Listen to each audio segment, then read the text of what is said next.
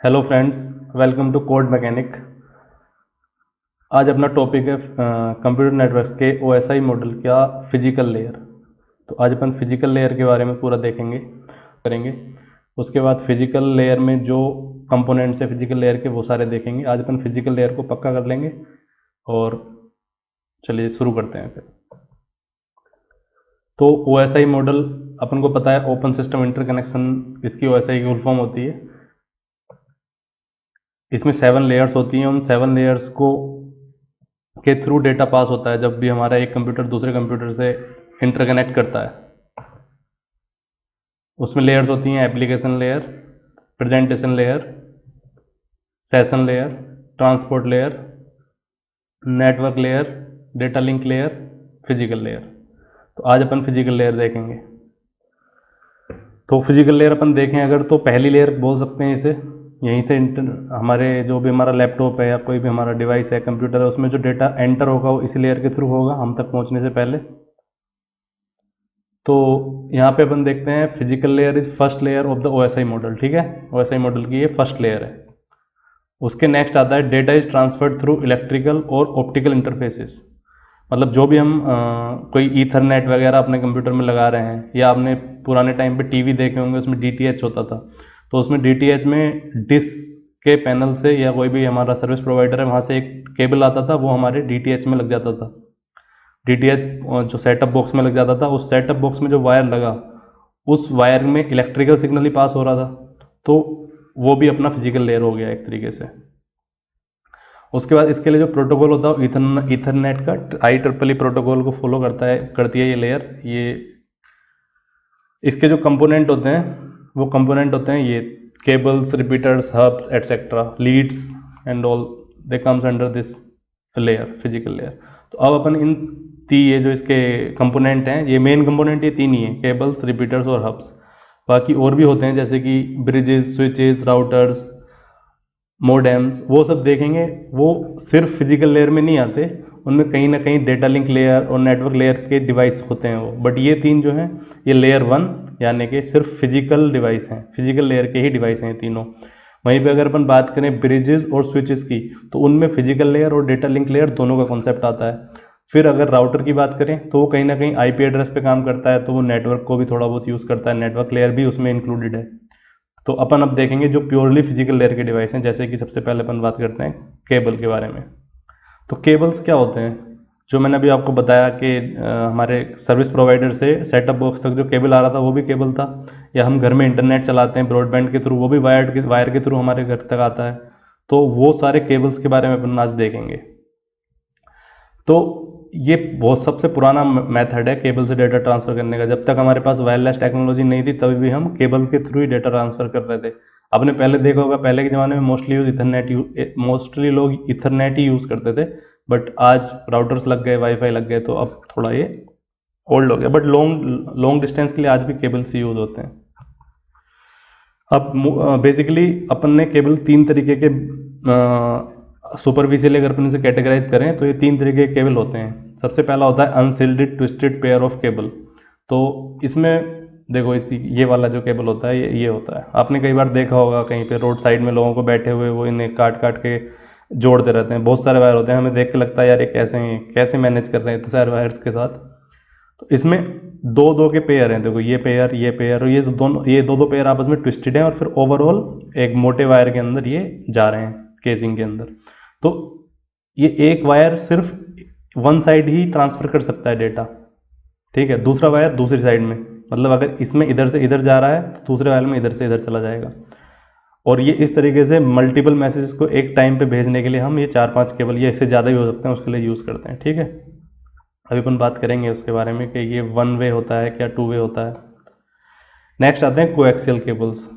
तो वही जो सेटअप बॉक्स वाला एग्जांपल था, सेटअप बॉक्स में जो आपके घर पे कोई डिश हो, एयरटेल या टाटा स्काई, वहाँ से एक केबल आता है अपने सेटअप बॉक्स में। वो कैसा केबल होता है? ऐसा होता है, बीच में एक कॉपर वायर होता है, फिर थोड़ी क्लैडिंग होती है, फिर एक एल्युमिनियम की एक वायर होता है और उसके ऊपर फाइनल कोटिंग होती है। तो ये एक सारे के सारे कोएक्सियल होते हैं। उस तरीके के केबल को कोएक्सियल केबल यूज हम बोलते हैं। ये भी डेटा ट्रांसफ़र के लिए यूज़ होता है। नेक्स्ट आता है जो कि लेटेस्ट है, जिसकी फास्टेस्ट स्पीड है, जिसमें वो होता है अपना ऑप्टिकल फाइबर। ऑप्टिकल फाइबर भी आपने देखा होगा, रोड साइड में लंबे लंबे मोटे मोटे वायर होते हैं, कहीं वो आपने कहीं से टूटा फूटा भी देखा हो, ऐसे इस तरीके के उसमें अंदर दिखाई देते हैं। अपन को लगता है यार इसके अंदर तो वायर ही नहीं है, क्या मतलब क्या है इसके अंदर, कैसे पास हो जाएगा। तो इसके अंदर जो ट्रांसमिशन होता है सिग्नल्स का, वो होता है in the form of light, और जो फिनोमेनन होता है वो होता है TIR, टोटल इंटरनल रिफ्लेक्शन के थ्रू इन वायर्स के अंदर पास होता है, हाईएस्ट स्पीड आती है, जबकि इन दोनों के अंदर इलेक्ट्रिकल सिग्नल ही पास होता है। ठीक है, अब इनकी जो स्पीड मेजर करते हैं अपन,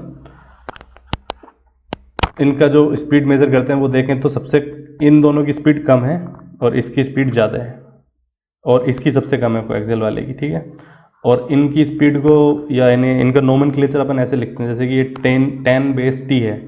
10 बेस टी माने 10 is 10 Mbps, that is the speed. किसी भी की भी डेजिग्नेशन देंगे तो स्पीड के बारे में बताएगा। बेस बता रहा है इसका एक वायर, दो तरीके के अपने होते हैं, बेस बैंड और ब्रॉड बैंड। ब्रॉड बैंड में मल्टी डायरेक्शनल होता है और बेस बैंड में वन यूनि डायरेक्शनल होता है, कि ये मेरा केबल है, एक टाइम पे ये एक ही डायरेक्शन में सिग्नल भेजेगा। At time is equal to T, signal इधर से इधर ही जा सकता है, वापसी आएगा तो दूसरे टाइम पे आएगा, सेम टाइम पे नहीं आ सकता। तो उस तरीके के जो हमारा सिग्नल ट्रांसमिशन उसे बोलते हैं बेस बैंड। तो सिंगल वायर तो हमेशा बेस बैंड ही होते हैं ये, बट अपन इनका कईयों का कॉम्बिनेशन बना के इसे ब्रॉड बैंड वायर की तरह यूज कर सकते हैं। फिर दूसरा, जैसे कि ये टी होता है डिस्टेंस, कितनी दूर तक इसमें सिग्नल जाएगा बिना लॉस हुए, तो टी होता है 100 मीटर, 2 होता है 200 मीटर, इस तरीके से 3 भी हो जाएगा 300 मीटर। कितने मतलब दूर तक बिना एटूनेशन के, मतलब सिग्नल लॉस किए बिना कहाँ तक जाएगा, वो ये वाली जो थर्ड पे इसका वेरिएबल है वो बताएगा। बेस बताएगा बेस बैंड, और 10 बताएगा स्पीड। ठीक है, ये 100 बेस 2 का क्या मतलब हुआ बताओ। इसका मतलब हुआ 100 Mbps स्पीड, बेस बैंड इसकी टेक्नोलॉजी, और 200 मीटर तक ये जाएगा इसमें बिना एटेन्यूएशन के, हमारा सिग्नल मूव करेगा। नेक्स्ट डिवाइस आता है इसी फिजिकल लेयर के अंदर, रिपीटर्स। रिपीटर्स क्या होते हैं, जो मैं अभी बता रहा था, एटेन्यूएशन हो जाता है अपना सिग्नल 200 मीटर चला एक वायर के अंदर, उसके बाद सिग्नल ड्रॉप हो गया, स्ट्रेंथ ड्रॉप होगी उसकी, तो उसे एक सर्टेन लेवल पर मेंटेन करने के लिए स्ट्रेंथ को अपन बीच में डिवाइस लगाते हैं। ये एम्पलीफिकेशन की तरह ही काम करता है, बट एम्पलीफाई नहीं करता, ये सिर्फ जितना जो स्टैंडर्ड वैल्यू है वहाँ तक पहुँचाता है किसी भी सिग्नल की वैल्यू को। जैसे कि ये एक मेरा ब्रॉडबैंड वायर है, या एक वायर है जो भी, इसके थ्रू सिग्नल पास हो रहा है। ये दूसरा वायर है, मुझे यहाँ से यहाँ तक जाने में, यहाँ से शुरू हुआ और यहाँ तक जाने में लेटेस्ट से 200 मीटर चल गया। ठीक है, ये इसकी मान लीजिए नोमेनक्लेचर है इस वायर का और इस वायर का। अब यहाँ तक आते आते तो इसका सिग्नल डाउन हो गया, क्योंकि इसकी लेंथ 200 मीटर ही मैंने मान ली इस वायर की, और इसकी रेंज ही 200 मीटर है, तो यहाँ से आगे जाएगा तो इसमें और फर्दर ड्रॉप हो जाएगा, जो कि सही नहीं है। तो उसके लिए हम क्या करेंगे, उसके लिए अपन इसके बीच में एक डिवाइस लगा देंगे, और वो डिवाइस है रिपीटर।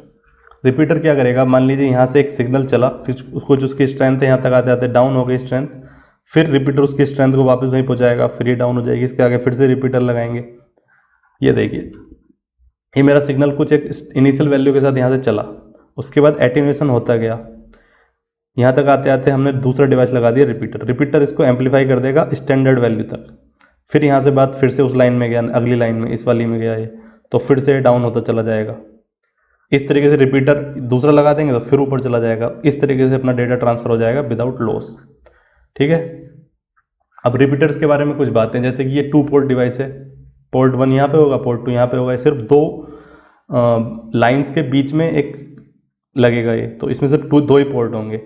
ये फॉरवर्डिंग करेगा, इसमें जो भी इधर से सिग्नल आएगा उसे आगे भेज देगा। इसके अंदर कोई ऐसा फिल्टरिंग जैसी कोई चीज़ नहीं है, तो ये फिल्टर नहीं करता। कोलिजन, अगर इधर से बहुत ज़्यादा सिग्नल आ गए तो इसमें जरूर कोलिजन हो जाएगा, हाई कोलिजन के चांसेस हैं इसमें। ठीक है, ये था अपना रिपीटर्स के बारे में। तो अपना जो नेक्स्ट डिवाइस है वो है हब।